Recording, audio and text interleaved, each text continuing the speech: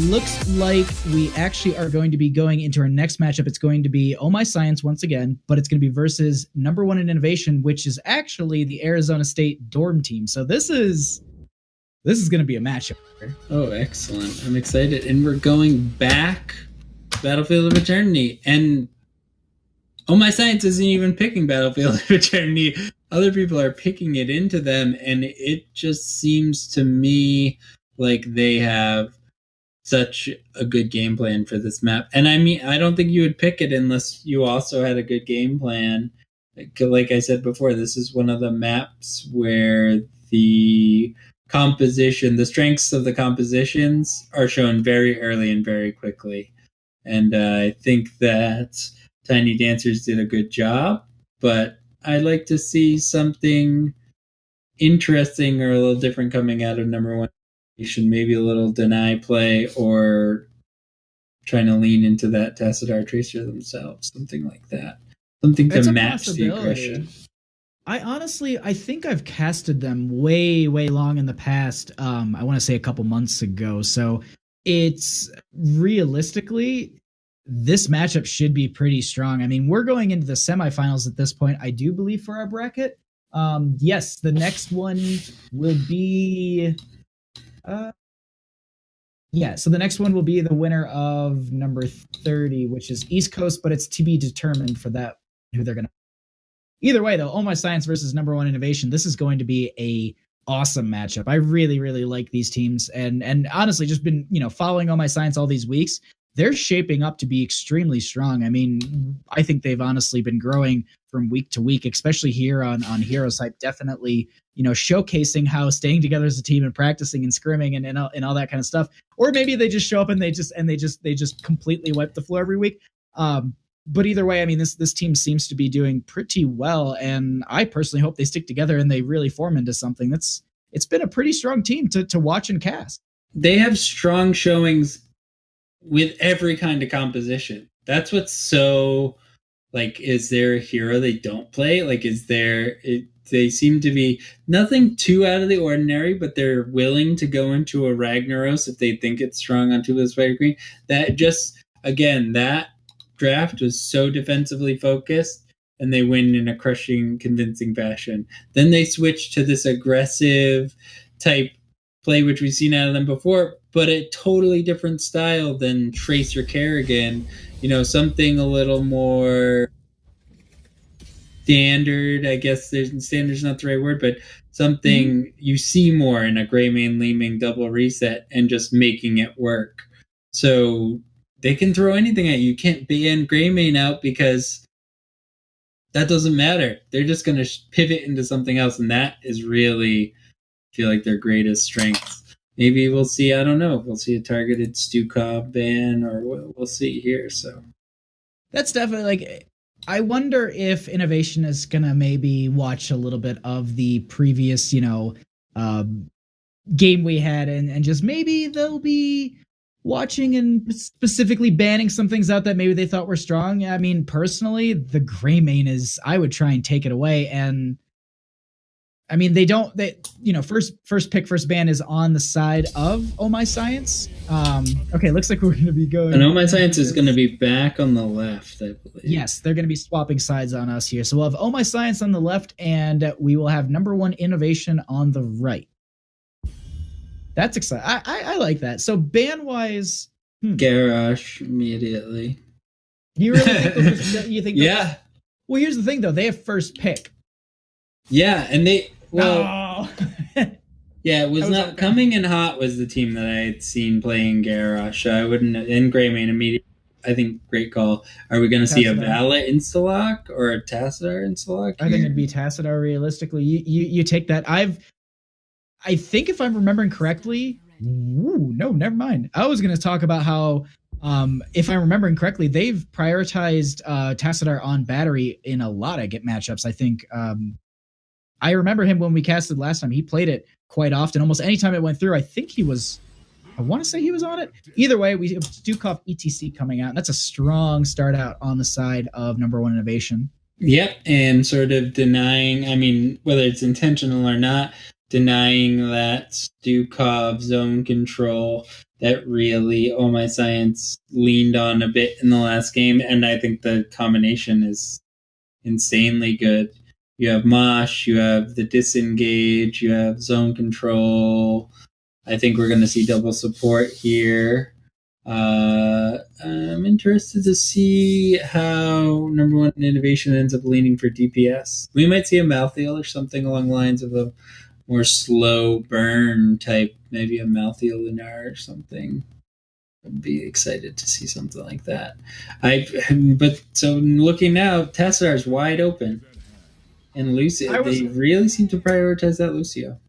I was looking at the draft and I was just like, all right, Garrosh is gone. ETC's on the other team. What do they take on the side of Oh My Science? And I was like, they honestly should just go into the Tyrael. And then I wasn't even thinking about the healer, but the Tyrael in the last game from them was so strong. And between ETC, Garrosh, if I'm going for a different tank and it worked really well in the last game, I would honestly just play the Tyrael again. It's strong.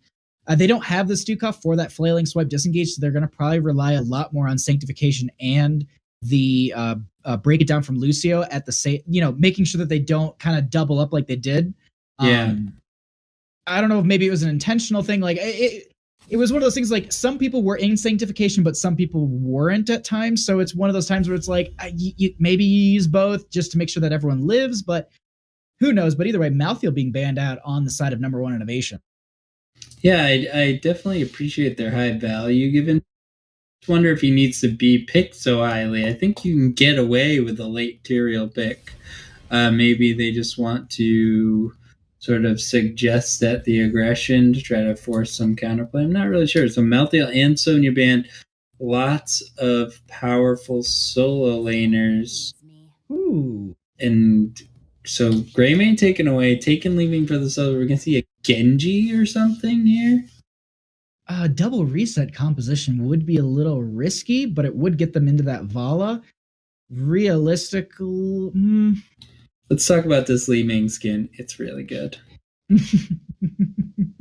I have to say though, like I don't know, like out of all the colors of it, I think the green overall is just like the most like pleasing to the eye. I don't know why. Like I'm not like most people like it's green, so it's the best skin color. Like it's just like out of all the colors, like it's just that one. Like I don't know. When I look at it, I'm just like, yeah, that one. Like I would choose. That's the one that I actually run whenever I play her out of the. Because I think the third is blue. If I'm not mistaken. Yeah, I don't have. It's one of like few skins I don't have. Varian.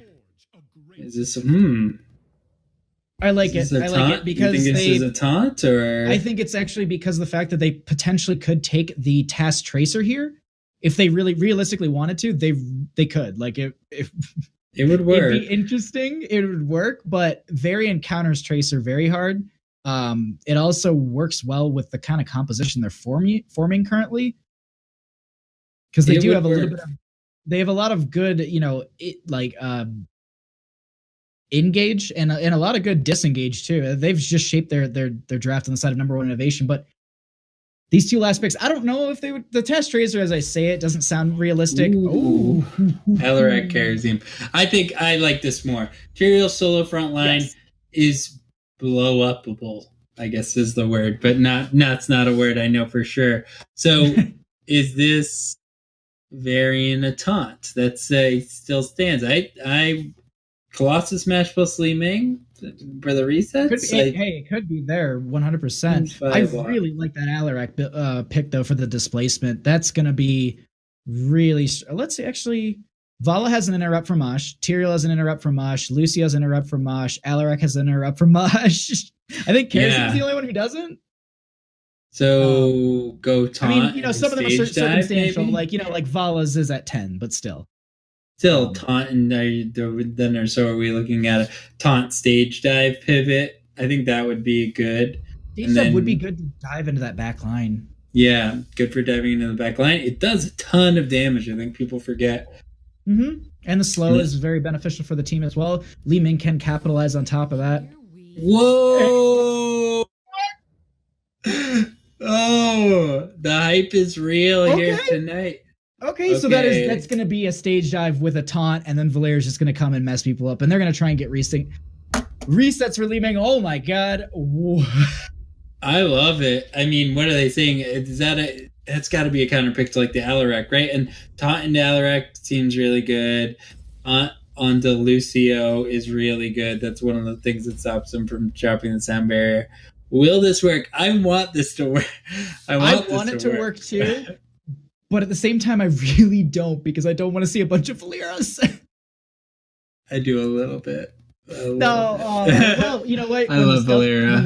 When the stealth changes come in, I will be so happy to see Valeras and all them. I mean, it's realistically, it's not insane hard to see them, but it's one of those things that like I've played the game for this long, and I still miss things. Like you have to be looking for it. You have to be looking for it all the time, and it's not super intuitive. I agree. I think it's good that I like to play Valera, but I really think that the change.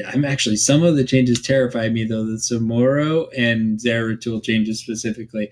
Like Zeratul needs another good option on his ult. Although Void Prison is so powerful, the new ult seems to sort of enable his crazy solo play pick version, and then right, so. Samoro. Vorpal Blade is baseline. Like, Vorpal Blade is baseline. Like, oh, that's going to be such.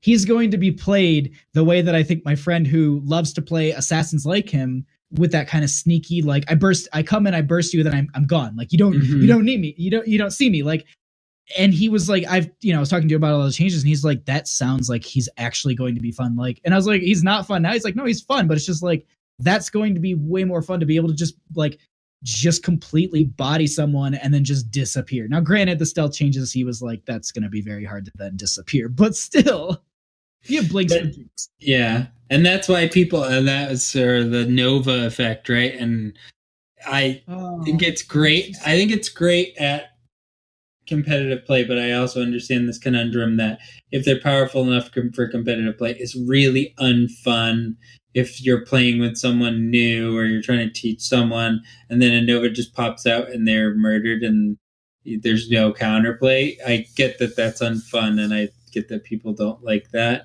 So it's sort of like, it strikes a odd point for me. I'm excited about the Samoro sort of macro plays. The only person I've ever seen really do it well is Grubby, like plays the Illusion Master tomorrow, and it's crazy when he's doing all the switching with the images and stuff when he's really on the ball, and having that baseline and then having the Image Master sort of buff that up. I'm excited. Okay, it looks like the game's going to be starting, actually. Okay.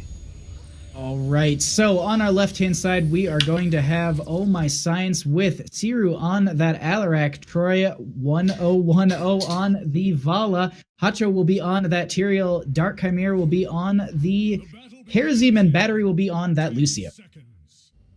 And on the right side, we've got number one in showing us if Valera is in fact the new number one innovation, with Heroes on Valera, Black Bandits on Liming, Chrissy I 37 on ETC, Aman on Stukov, and we have Light God playing Varian. Let's see what we got coming out for talents here, because I want to see.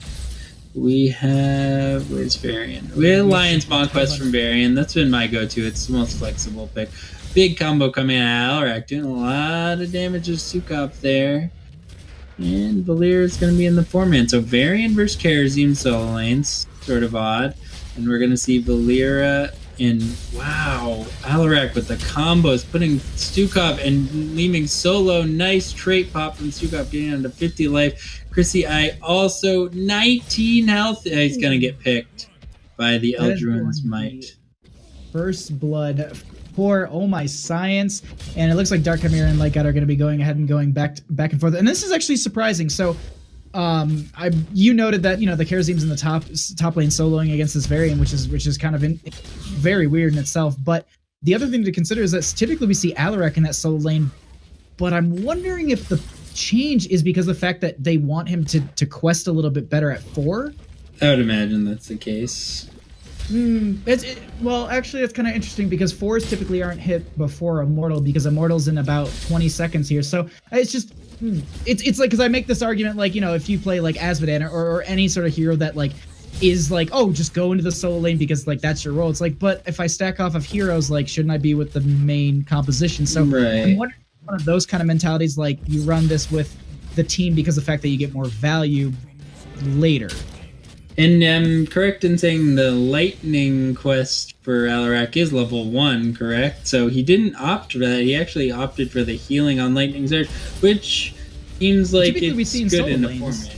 Right, you see in a solo lane, but I can see it in the 4-man. If you're hitting people between, you're going to be sustaining, but I would think the value for the Alarak would be going to the quest. So it looks like everyone in Innovation just going to be playing defensively here, letting Stukov spread his good disease around. Big power slide coming in on Alarak.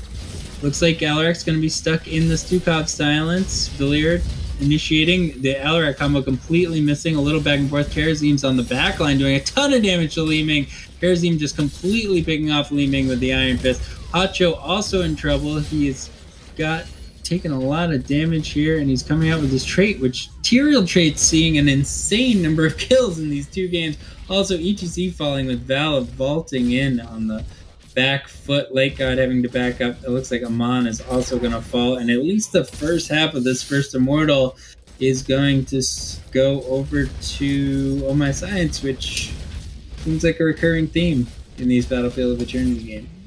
They definitely have a lot of good control, micro control for these fights, and they're doing a phenomenal job. Now, we do have these Immortals currently going over to the aggressive side. I would expect nothing but a burn on the side of Oh My Science, but it looks like number 1 Innovation, they want to get in here and they want to delay this. We actually currently have them engaging here and pushing a few of the members back. They play safe, and it looks like they've also dedicated Alarak into that top lane, Tyrael into the bottom, get a little bit of push, also get that experience gain. We've consistently seen them have this throughout most of these matches.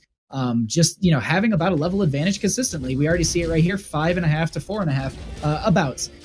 But at this point, they're trying to poke this in. Li Ming is going ahead and going to go do some damage on the right side Immortal. But either way, number 1 Innovation, they're going to defend theirs very well and just make sure that they don't kind of get this poked down. Yeah, a big initiation on Alarak.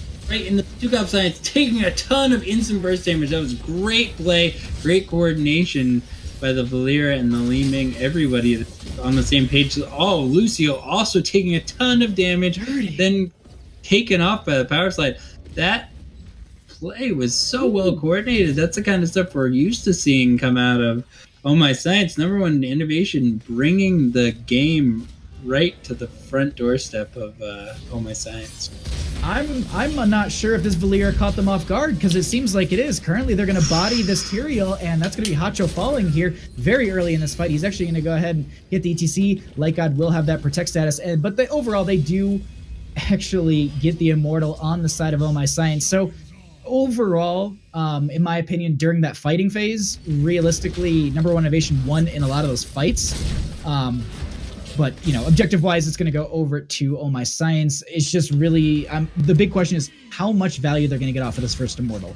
And will this, coordinated single target burst on point, can number 1 Innovation turn that into an advantage before Palm, Sanctification, and Sound Barrier all come in at level 10? Because those are all going to strongly counter that catch a guy out burst. No, that's definitely going to be a really, really strong aspect for them. We actually have the Alarak poll currently coming out. There will be Chrissy trying to get onto a few of these members, but the silence is going to go out from one of the members on the side of Oh My Science. Kairos getting chased here by the Lucio, potentially going to be falling, goes into the stun. She just vanished. She's been playing out of... Yeah, she's been playing out of stealth the whole game, which is the way I like to play Valir as well. The same build, I think. Actually, he's deviated from the build that I like to go with, a full Sinister Strike build. And you just play out of stealth and then re-stealth mid-combat and then use your opener in the middle of the fight really is sort of the optimal way to use her. Because if you're trying to jump out of stealth going on a 9-second cooldown, you really expose yourself.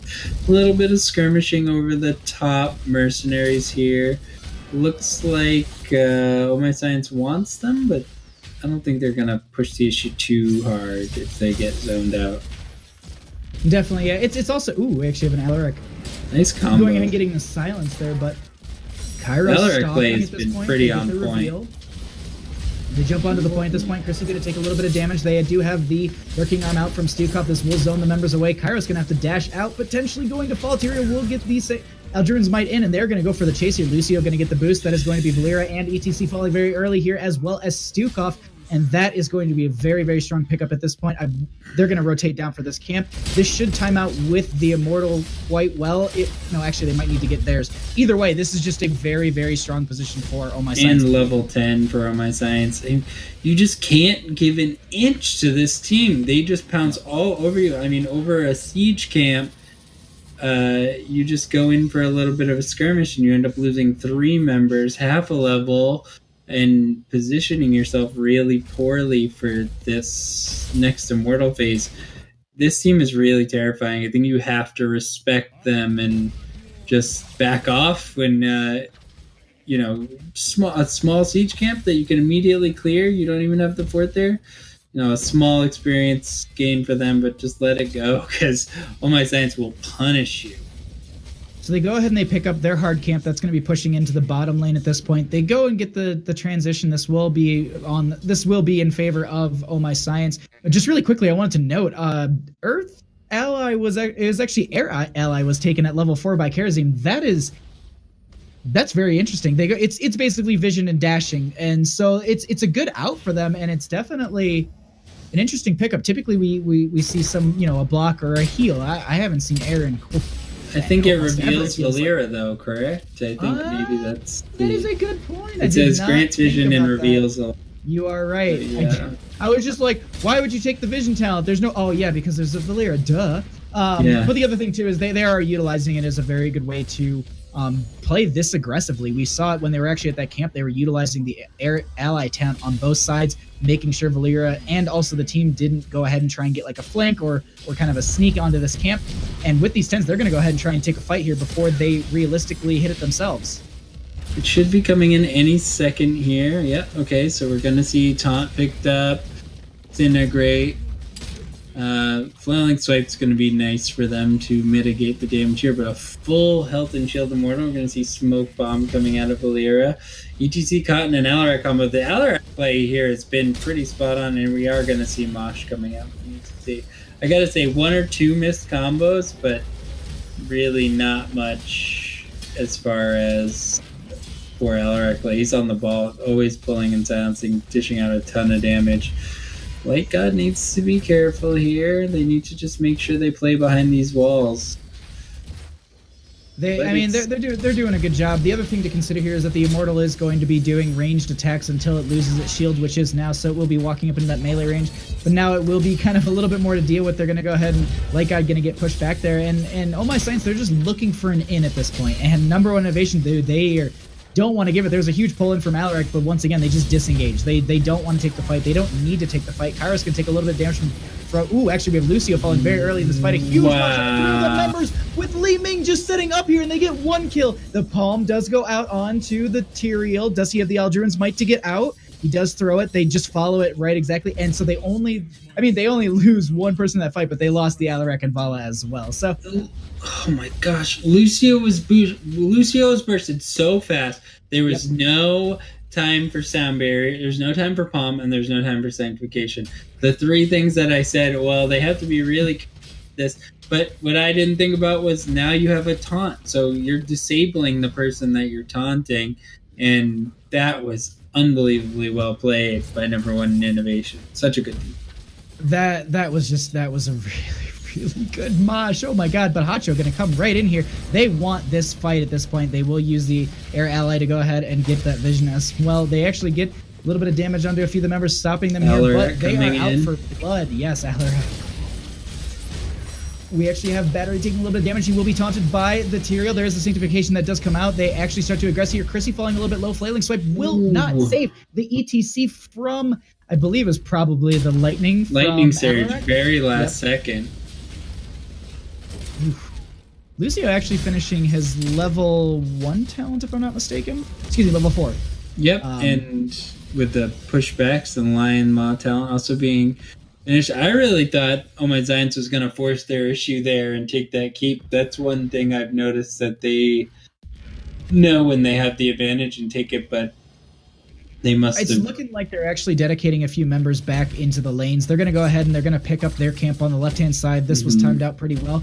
Number one innovation, they'll pick up theirs, and this will just create, push in each lane.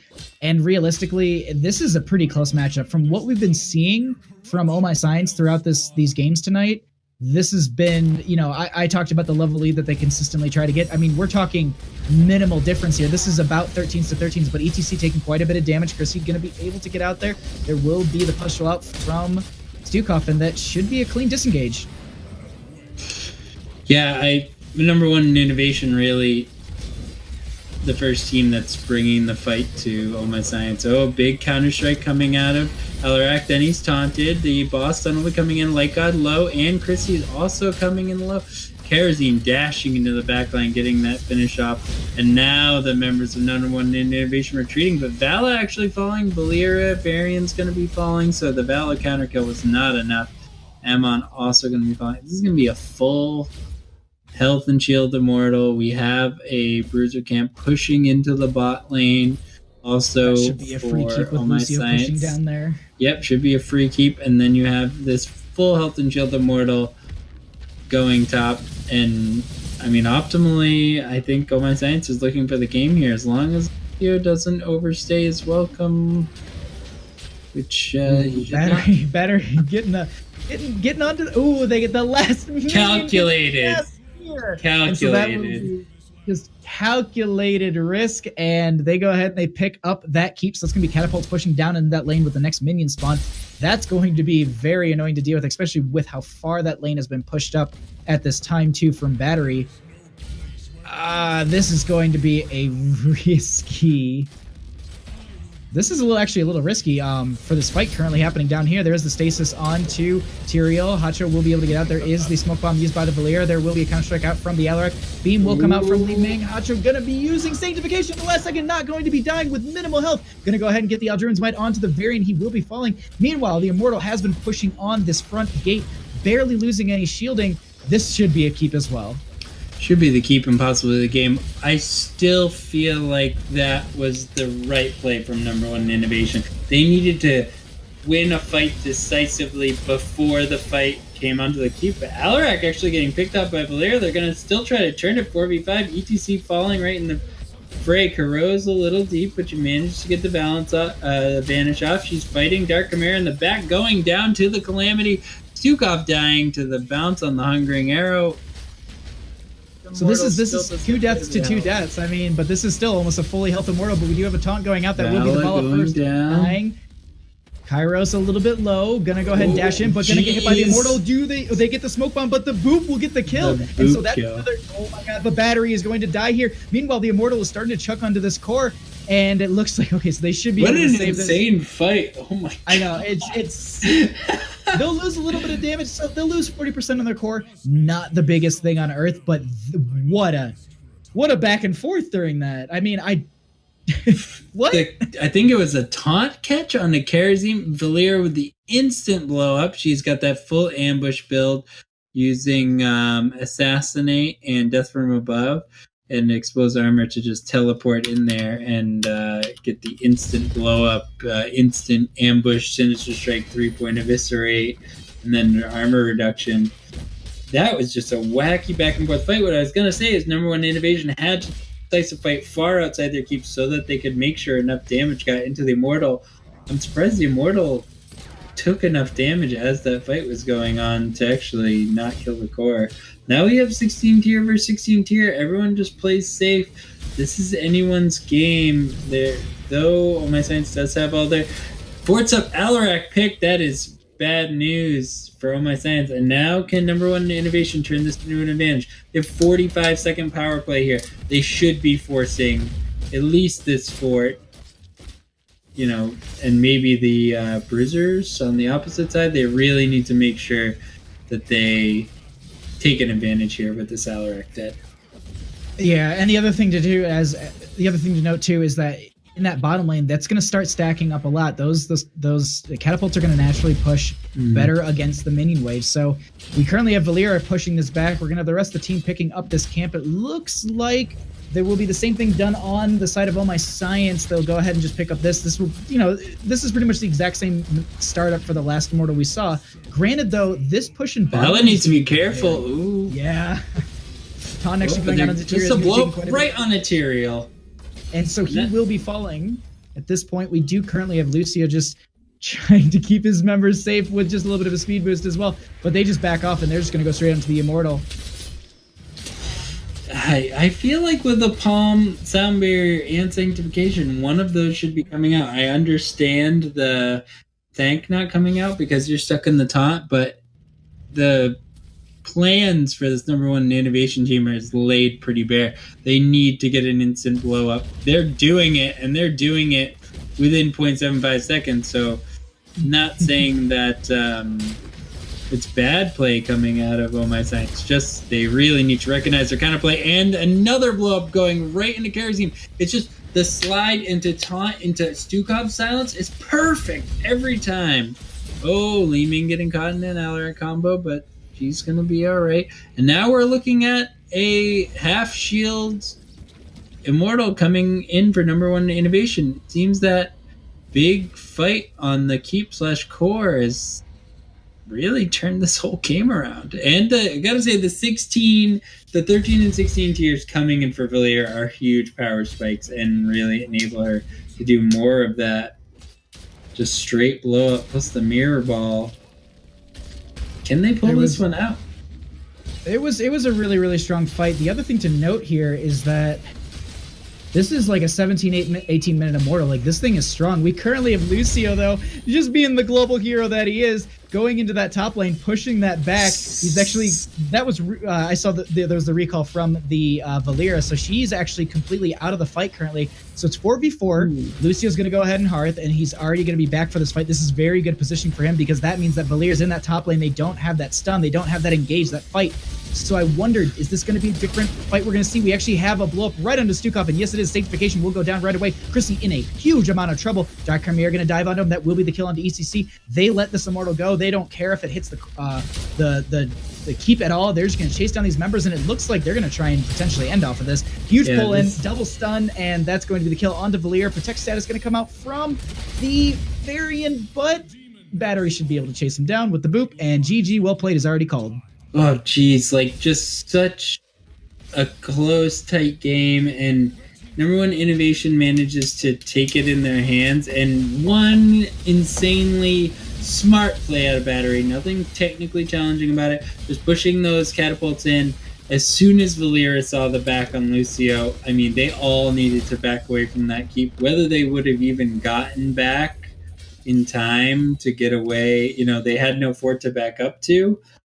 I'm not sure, but on my side, just recognizing Valera's top, Lucio's back. It's now a 4v5, and Stukov's positioning. I was going to note it right before he was caught. I said Stukov is like 3 steps in front of ETC here, and then bam, there came the Alarak combo. So again, just my science. You know, all you have to do is like be a god and play completely perfectly and never make any mistake ever, and you can beat them. But I mean, these guys, I mean, you said it before, if you give them an inch, these guys are just, they take a mile. I have the stream on one of my other monitors, and I keep peeking over, and I just saw that last entire engagement, and just the control and the communication that comes out from All My Science is just, it's really, really well done. I mean, these guys are just, they're ridiculous. I gotta say, number one innovation showed us the level of play you need to bring to beat this team, and it was a high level of play. They brought in super coordinated blow-ups. The power slide taunts into Stukov silences were perfect. I mean, they were making it work with the Valera. You know, I think that was practice. I think it was intentional. I don't think Valera was the downfall. You know, I really felt like she performed pretty well, especially into that kind of composition where you just say, okay, you're silent, so what's your counterplay? Like, you don't have any. But that's the level of play you need to bring to Oh My Science just to get on their level, and then you need to execute absolutely perfectly to actually make it happen. The other thing to consider too in a situation like this is just, as I noted, there was always a consistent huge experience gap, and towards you know, throughout that game, we actually saw a consistent, you know, matching of skill. And as you said, you know, the level of skill that comes into a play like this. I mean, these guys are the, you know, the Arizona State dorm team. Like these, they're well practiced. I see them all over the place. They're playing games everywhere. So they're really well versed and they're really well practiced up together. But just Oh My Science coming out and just absolutely just putting in work on this map. I mean, 2 times in a row, they absolutely just completely show off how to run Battlefield of Eternity, and with different compositions too. Yeah, absolutely. So we're gonna see. I need to update that as well. Let's see in the bracket, because I'm seeing #1 innovation coming out of those guys in East Coast Revolver's game. So I'm not sure what's happened there. Let's see if we have an update in the chat here. I'm gonna take a break. Okay, so we're gonna go ahead and take about a 10-minute break, and then we will go ahead and update you guys soon. Thanks for coming by, and we will see you in a few minutes. Excellent.